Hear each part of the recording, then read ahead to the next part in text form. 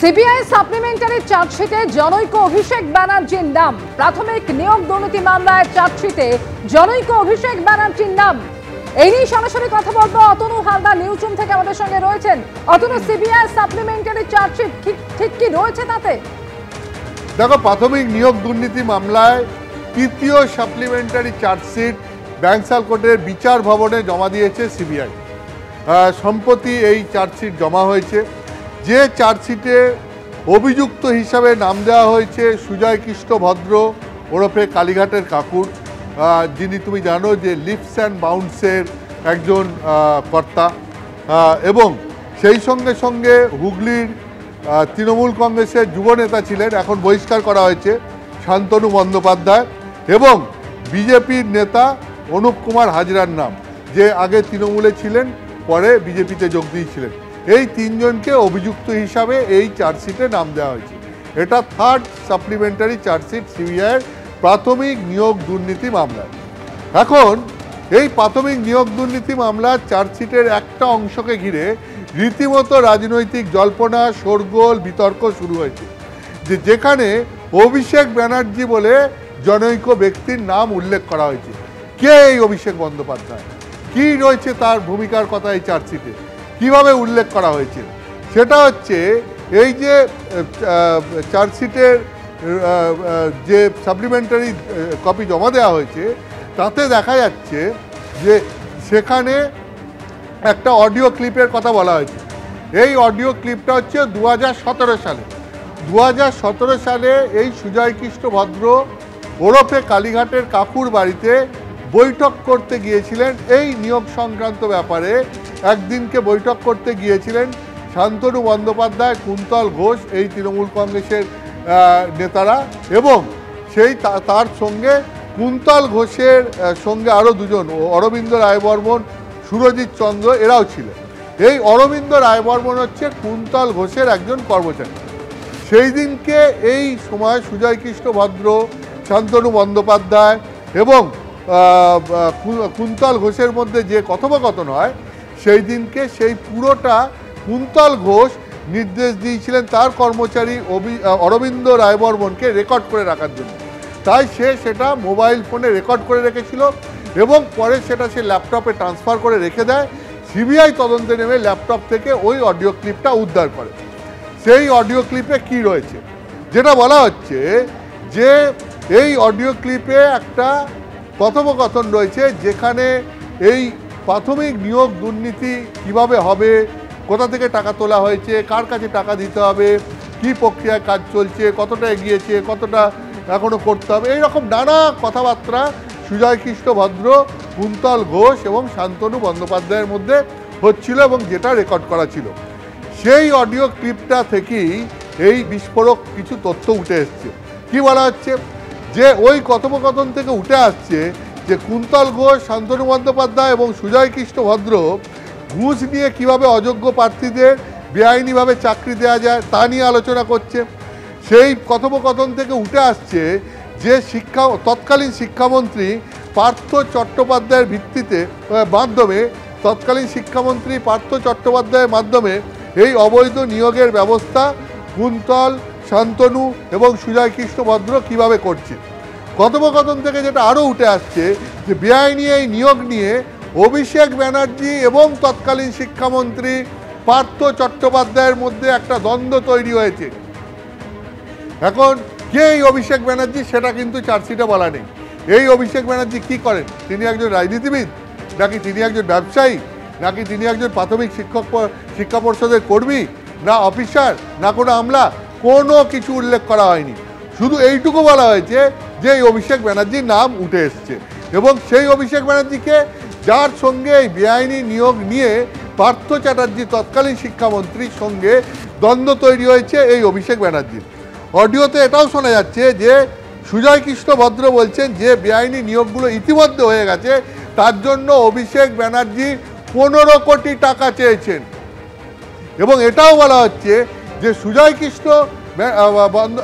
কৃষ্ণ ভদ্র এর উত্তরে অভিষেক বন্দ্যোপাধ্যায়কে তখন বলেছিলেন যে 4.5 লক্ষ টাকা করে প্রার্থী পিছু নেওয়া হয়েছে, ফলে এখন এই 15 কোটি টাকা দেওয়া সম্ভব নয়।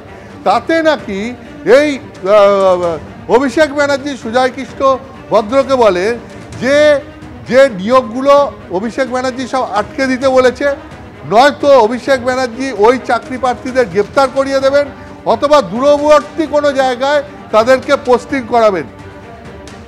এই তুমি বিষয়টা দেখো, যেখানে অত্যন্ত গুরুত্বপূর্ণ যে এই অভিষেক ব্যানার্জি কে সেটা বলা হচ্ছে না, কিন্তু সুজয় কৃষ্ণ ভদ্রের কথায় যেটা উঠে আসছে এই অডিও ক্লিপ থেকে, যে এই অভিষেক ব্যানার্জি কিন্তু এটা বোঝা যাচ্ছে যে যথেষ্ট ক্ষমতাশালী প্রভাবশালী একজন ব্যক্তি। কেন বলছে এই কথা? তার কারণ হচ্ছে গিয়ে এই অভিষেক ব্যানার্জি এতটা ক্ষমতাবান যে যার সঙ্গে পার্থ চট্টোপাধ্যায় তৎকালীন শিক্ষামন্ত্রী, তার এই ইস্যুতে দ্বন্দ্ব তৈরি হতে পারে। এই অভিষেক বন্দ্যোপাধ্যায় এতটা ক্ষমতাবান যাকে 15 কোটি টাকা না দিলে যিনি এই সমস্ত নিয়োগ আটকে দিতে পারেন, যিনি এই সমস্ত নিয়োগ যেখানে যাদের যা হচ্ছে এই নিয়োগ যারা চাইছে তাদেরকে গ্রেপ্তার করিয়ে দিতে পারেন, যিনি তাদের দূরবর্তী জায়গায় পোস্টিং করাতে পারেন।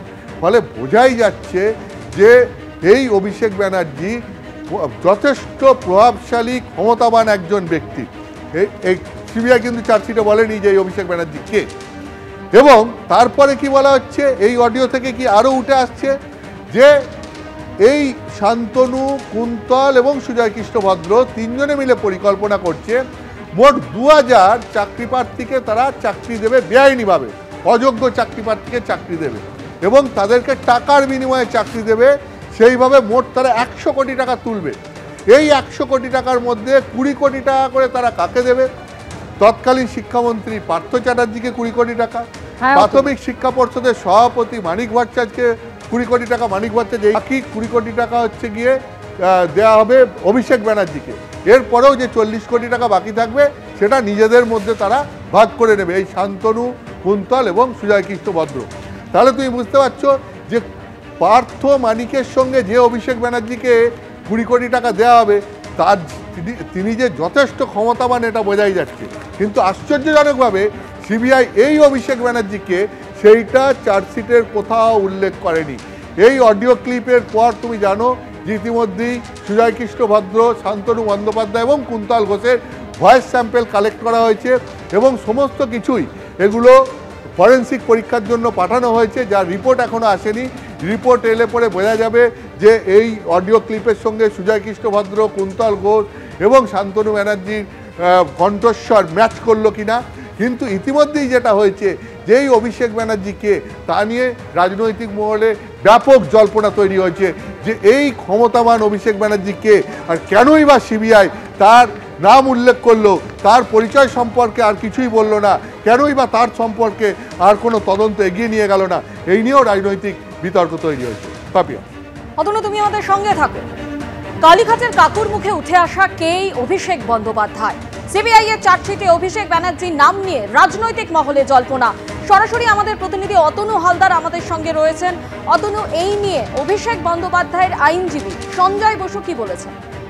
দেখো, তোমাকে যেটা বলছিলাম যে চার্জশিটে এই অভিষেক ব্যানার্জি কে সেইটা বলা হয়নি, কিন্তু গোটা বিষয়টা নিয়ে একটা রাজনৈতিক মহলে একটা জল্পনা তৈরি হয়েছে এবং এই অভিষেক ব্যানার্জি যে অত্যন্ত ক্ষমতাবান কেউ একজন হবে এইটাই সকলে আন্দাজ করছেন।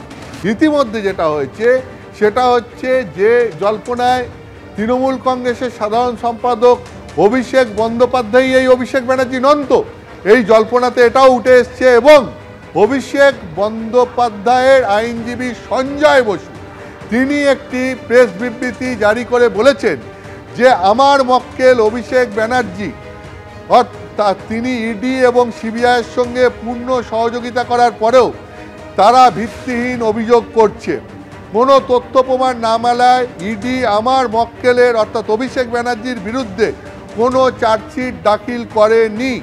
তৃতীয় সাপ্লিমেন্টারি চার্জশিটে যে দাবি করা হয়েছে তার উদ্দেশ্য আমার মক্কেল অর্থাৎ অভিষেক ব্যানার্জিকে হেনস্থা করা ছাড়া আর কিছুই নয়। সিবিআই তাদের সপক্ষে কোনো নথি পেশ করতে পারেনি। এটা আমার মক্কেলকে ফের একবার বেআইনিভাবে টার্গেট করার চেষ্টা। এর আগে অভিষেক ব্যানার্জিকে অভিযুক্ত করতে ইডিকে কাজে লাগানো হয়েছিল, কিন্তু কোনো তথ্য প্রমাণ না থাকায় কলকাতা হাইকোর্ট ইডির বিরুদ্ধে নির্দেশ দেয়। ইডিকে কাজে লাগিয়ে ব্যর্থ হওয়ার পর একটি রাজনৈতিক শক্তি এখন সিবিআইয়ের দিকে ঝুঁকেছে, কেন্দ্রীয় এজেন্সিকে ব্যবহার করে নিজেদের উদ্দেশ্য পূরণ করছে। কি বিনা তথ্য প্রমাণ ছাড়া মানুষের মনে সন্দেহ তৈরির মরিয়া চেষ্টার জন্যই এই নতুন চার্জশিট দাখিল করা হয়েছে। অভিষেক বন্দ্যোপাধ্যায়ের সম্মানহানি করতে সিবিআই রাজনৈতিক উদ্দেশ্য প্রণোদিতভাবে একটি ধারণা তৈরির চেষ্টা করছে। অভিষেক ব্যানার্জি সত্য এবং ন্যায়ের পথে চলবেন, তিনি কোনো ভিত্তিহীন অভিযোগে ভীত নন। সব ষড়যন্ত্র ফাঁস করে সততা রক্ষা এবং ন্যায় বিচারের জন্য নিরলসভাবে লড়াই চালিয়ে যাবেন অভিষেক বন্দ্যোপাধ্যায়। এটা অভিষেক বন্দ্যোপাধ্যায়, তৃণমূল কংগ্রেসের সাধারণ সম্পাদক অভিষেক বন্দ্যোপাধ্যায়ের আইনজীবী সঞ্জয় বসু প্রেস বিবৃতি দিয়ে জানিয়েছে। কারণ আমি তোমাকে যেটা বলছিলাম যে এই সাপ্লিমেন্টারি চার্জশিটে একটি অডিও ক্লিপকে উদ্ধৃত করে যেটা জানাচ্ছে সিবিআই যে সেখানে একজন অভিষেক ব্যানার্জির নাম উঠে আসছে যিনি যথেষ্ট ক্ষমতাবান, সেটা চার্জশিট পড়েই বোঝা যাচ্ছে। তাহলে এই অভিষেক বন্দ্যোপাধ্যায়কে সেই জল্পনায় অভিষেক বন্দ্যোপাধ্যায় তৃণমূল কংগ্রেসের সাধারণ সম্পাদক অভিষেক বন্দ্যোপাধ্যায় নন তো, এই জল্পনা উঠে আসে এবং তার পরিপ্রেক্ষিতে অভিষেক বন্দ্যোপাধ্যায় তৃণমূল কংগ্রেসের সাধারণ সম্পাদক তার আইনজীবী সঞ্জয় বসু যে বিবৃতি দিয়েছেন আমি তোমাকে সেটাও শোনালাম। এখন এই নিয়ে রাজনৈতিক বিতর্ক তুঙ্গে এবং সেই সঙ্গে সঙ্গে এই প্রশ্ন উঠছে যে সিবিআই এত কথা বলার পরেও এই অভিষেক বন্দ্যোপাধ্যায়কে সেই ব্যাপারে সুনির্দিষ্ট তথ্য চার্জশিটে দিল না কেন, বা এই অভিষেক বন্দ্যোপাধ্যায়ের পরিচয়টা ঠিক কী সেই ব্যাপারে তদন্ত করে সেই বিষয়টা সিবিআই চার্জশিটে উল্লেখ করলো না কেন, এই নিয়েও রাজনৈতিক বিতর্ক তৈরি হয়েছে। ধন্যবাদ অতুল।